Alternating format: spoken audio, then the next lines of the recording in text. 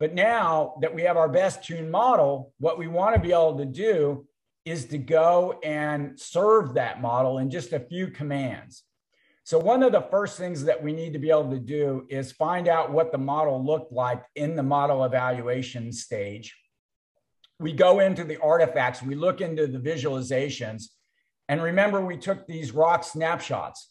So the rock snapshot now is accessible to me, and I can click into that and look how well integrated that is. That takes me right to the bucket, the file, the version, and I can use this icon right here to make to capture the link to that particular snapshot.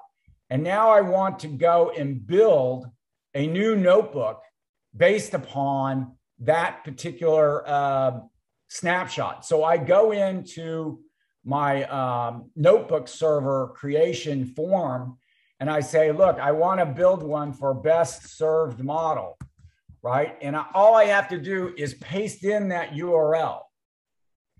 And now what happens is this whole notebook is created for me. The image that I was using is automatically filled into the form.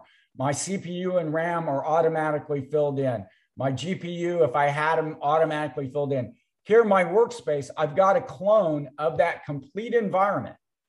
Again, I've got all my code, all my downloaded packages and libraries, my data set, and my metadata.